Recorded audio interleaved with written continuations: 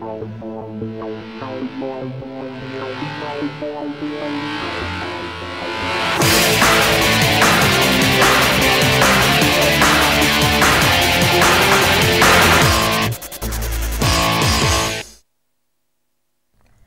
and welcome to Brookes TV. I'm Maddie Wilcox. And I'm Tatsunai Zika. Coming up on this week's episode, the ongoing issue of homelessness in Oxford. We cover a hustings on parliamentary candidates' views on international affairs. And we drop in on a special art exhibition at the John Henry Brookes building. But first, the Public Spaces Protection Order, introduced in 2014, aims to tackle persistent antisocial behaviour in towns and cities. One of the types of behaviour listed is rough sleeping. This has caused a great deal of concern from the residents of Oxford. John French reports. Recently, the Oxford City Council proposed the PSPO as a measure to ban certain antisocial behaviour, including rough sleeping, and fine those who breach this order. We caught up with a former rough sleeper in Oxford to find out about his experience and the situation of homelessness in Oxford. Oxford used to be a stop-off. I stopped off one too many times because I've been here for about 17 years. And I refer to it as home. I lived on the streets for a long time here, but now I've got permanent, full-time accommodation. People that are trained accountants and or people that are trained architects, they've had a break-up with the missus or the family. Everything's turned to nothing. I don't know whether you know about the charity and the night shelter and the gatehouse. But if you've got an address, they won't help you. They're only there for the sleeping bag, doorstep sleepers, which isn't right. We reached out to 3 homeless charities about their view on the measure, but they all declined to comment. When reached for comment, the Oxford City Council provided the following statement.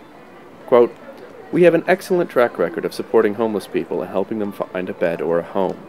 The City Council spends over £1 million on support for homelessness. It is wrong to suggest that the proposed Public Spaces Protection Order would change any of that support. It is also untrue that the proposed order would criminalize rough sleeping. There is still an outcry about this order from the public, and many want rough sleeping to be cut from the measure. Also, a petition was set up by the On Your Doorstep campaign from Oxford University, and this petition has hit over 65,000 signatures. Fining doesn't really seem to be a way to tackle rough sleeping. The main issue is to look into the reasons why somebody given an offer of shelter is sleeping on the streets." This is John French, reporting for Brookes TV. Later on, we'll have an interview with Councillor Dee Sinclair from Oxford City Council to follow up on that story. Now, Oxford Brookes recently hosted an exhibition of art created by patients of Helen and Douglas House. Renda Wang reports.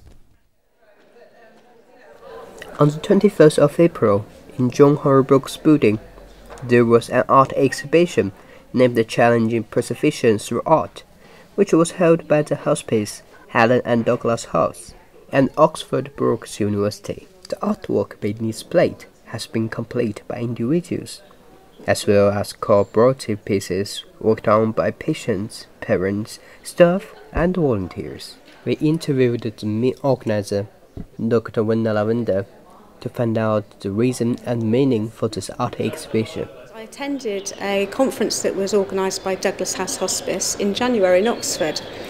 At the conference, as well as the academic research posters, there was also a display of artwork, and I thought it would be great for Oxford Brookes, as part of its 150th year, to celebrate its connectedness with the hospice.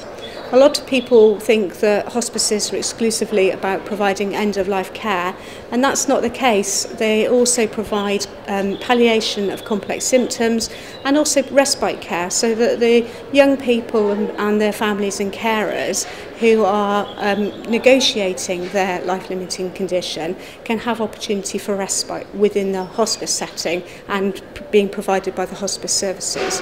And as part of that respite, they use creation of art for supporting people living with their life-limiting condition. And some of that art is displayed in this event today. The artwork are beautiful, and each has its own story as well. A member of Helen and Douglas House, Kate, shared her favourite artwork story with us. We did this about 6 years ago, I think, and it's on a sheet. The patients made all the different fissures, they designed them on pieces of paper. We transferred them onto here. One of our patients, who's not able to use his hands anymore, who used to be a great artist, laid out how it was going to be on the picture. So that was his design, really, with all the bits and pieces that we had. When people enjoy the exhibition, they shouldn't forget those artists that still need their help. As university students, how can we support the charity? We listen to the opinions of Annalise, who is a volunteer of Helen and Douglas House. Well, you can take part in one of our events which is coming up. So we have a rainbow run we've actually got coming up in Oxford at the end of May, so do that if you can. Also, it's really helpful to help raise awareness if you've heard of Helen and Douglas House. Just like nominate us to be your charity if you're taking part in a club or society, things like that. You also, if you'd like to come down and see the hospice, do some volunteering, that kind of thing, we do have some options there as well, so just get in touch. Let's hope more people can join in the exhibition and can support Helen and Douglas House working as well. This is Rinda Wang, report from BrookesTV. The parliamentary candidates for both Oxford East and Oxford West and Abingdon constituencies convened at Oxford Town Hall to debate about major international issues. Recently, a hustings was held at the Oxford Town Hall for parliamentary candidates to answer questions about international issues.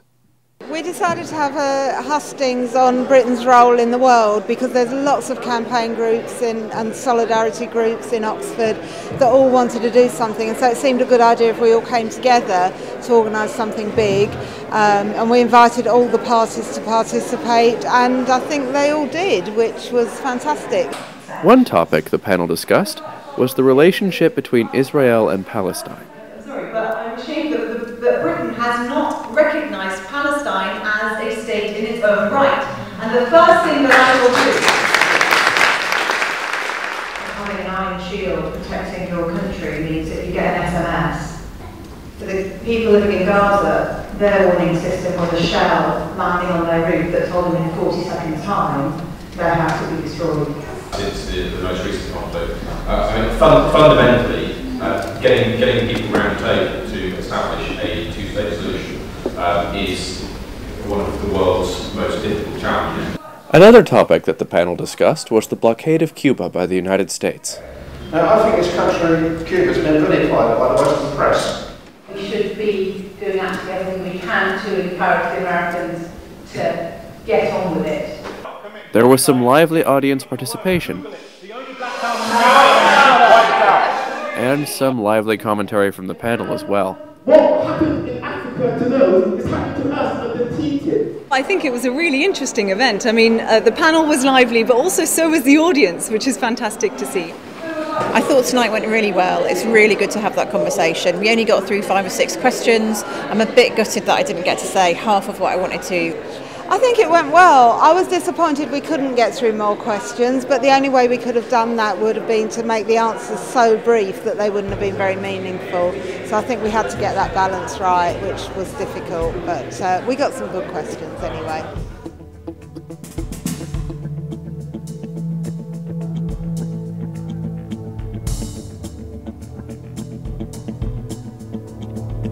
John French, BrookesTV. That's it for this half, but still to come. We meet the team behind Zappi Cycling Club.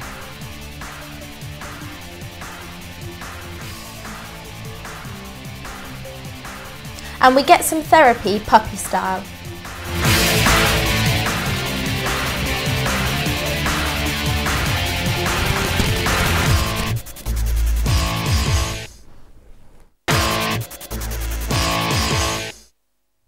Hello and welcome back. We are now joined in the studio by Councillor Dee Sinclair from Oxford City Council. Thank you for joining us. Thank you for the invitation. You're more than welcome. So earlier in the show we saw a story about homelessness in Oxford. So from a councillor's perspective, how big would you say is the problem about homelessness and rough sleeping? Well, in Oxford City we do have a significant homelessness problem with people needing a roof over their head. At the last count, there were 26 people sleeping out on the streets of the city, which is unacceptable. They're very vulnerable and they fall prey to crime, and they're more susceptible to become ill. And we work with a variety of partners to ensure that they get the support they need. But they are vulnerable, their needs are complex, and it does take time to address them. So there have been policies in the past that you have worked on. Do you think they've helped or made the situation worse? Well, I mean, the acts before, for example, the Vagrancy Act, I think was the 19th century, so pretty well out of date. And with this one, these are new acts come from central government, and we need to make sure that we get it right. That's why we've done lots and lots of consultation and asked people their view on all aspects of the City Council PSPO. So when you've asked people these views, do they have a similar train of thought of you? Do they think like you do? When you say think like we do, we're asking the question, do you think that this is a problem? And if so, you know, do you want us to address it? So some people will agree that we need to take quite draconian action. Others say that we shouldn't do anything about it. But we have a duty of care to these people to ensure that they do engage with appropriate services. Thank you very much for coming in. I'm afraid we've run out of time. In 2014, Zappi Cycling Club won the BBC Oxfordshire Sports Award for Team of the Year. Our reporter Kate DeBan went to meet the team behind the team to find out the secret of their success. The man responsible for this club, and after whom it's named, is ex-professional cyclist Flavio Zappi. I asked what inspired him to start the club.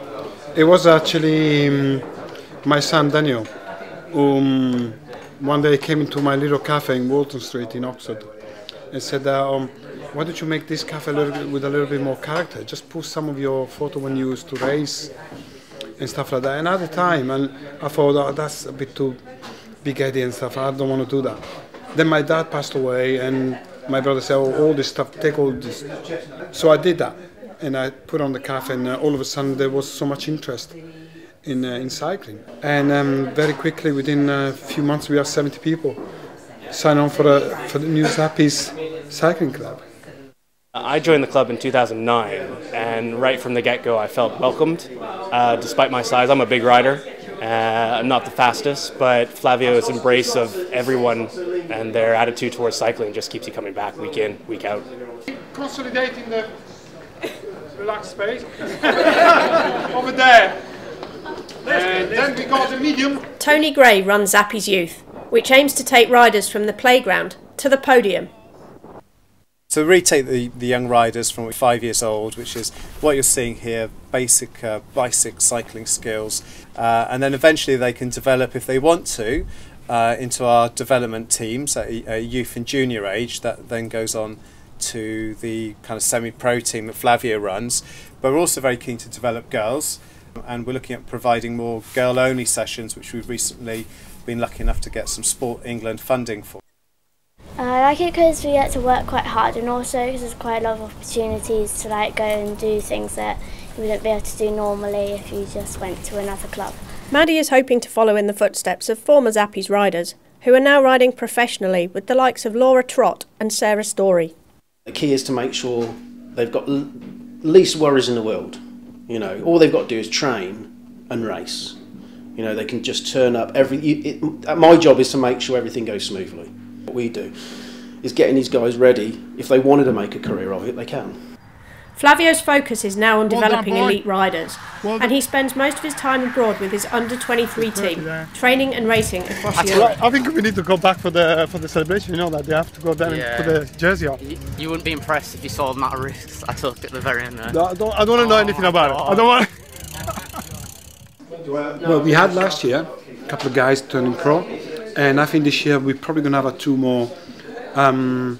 We got 2 guys, and one is James Knox and the other one is James Newey, which are special. And there's other young guys which they are developing. I want to give back what these old guys did to me when I was a kid myself, and that's why I'm so excited about doing it, because I want to give these kids the opportunity to fulfill the dreams, and they need some directions. And we wish them well for the rest of this season. This is Kate DeBan for BrookesTV. The academic year is coming to a close and tensions are high. So the Brookes Students' Union has introduced a novel way for students to relieve stress, but how does it work? Puppies are the answer. That's the basis for the successful puppy therapies that started to become so popular in universities in the US and which are now starting to become a trend in the UK. We're outside Brookes Union where they're putting on their first puppy therapy session ever. As you can tell from the queues behind me, it's already a huge success. We spoke to Andy Peterson to find out more. So we did had a look at what other unions were doing, what was going on around the country, and this has been shown scientifically that it relieves stress, and it's had very good feedback at other unions and just general conversations with students. It seems to be a pretty popular idea, which obviously has been shown today, and it's just a bit of fun, just something a bit different, a little bit light relief away from from your work, from your dissertation, whatever it might be. So yeah, it was just a bit of fun, really. Going really well, thanks. I feel a lot better and a lot calmer now that I'm holding a puppy. I don't think it's going to stay for very long though, so he seems quite keen to go and spread the love around the room. Off he goes. We first started talking about this last summer, so it's taken quite a long time, and that's it's not a particularly difficult thing to organise. Obviously, you need puppies, and there's only so much planning you can do around that. It's been pushed back once because the puppies were late, but we decided specifically to target it around dissertation hand-in, semester 2, that really stressful period. And yeah, we've seen there's been lots of social media traffic about it, lots of talk, lots of excitement, and I think it's just something that it's just that little edge taking off the stress, something to look forward to. So I think I'm really happy with the timing and how it's played out. I've had loads of deadlines the past couple of weeks, so it's something to really look forward to, and they're so cute, so why would you not want to come down? This is the first time Oxford Brookes, so very exciting, and the puppies are all doing really well, and Lily's doing really well. So very exciting, got more universities coming up, and then some elderly people's homes as well. Yeah, people are already saying that it's like really helping them, they want longer than 10 minutes. There's a massive queue and people are absolutely loving it. Yeah, just from people's faces and what they're saying. We went about 2 hours, but it was definitely worth it. It was so fun, and I would love it if they came again. The one with the red collar was like falling asleep, and the one with the green collar was really fluffy. With puppies like this for stress relief, it's almost worth having the dissertation deadlines. This is Lish Motley for BrookesTV. The dogs are very cute. And that's it for this week. Remember, all of our previous episodes are available on the Oxford Brookes YouTube channel. As we close out this week, our thoughts are with the people in Nepal. In the wake of the earthquake and the aftershocks that have affected so many, the Oxford Brookes Nepalese Society are organising some fundraising events to support those in need. These include film showings at the Union Hall in Headington on 30th of April at 6 p.m. and Calb College on the 5th of May and 7th from 5 p.m. Thank you for watching Oxford Brookes TV. Goodbye. Goodbye.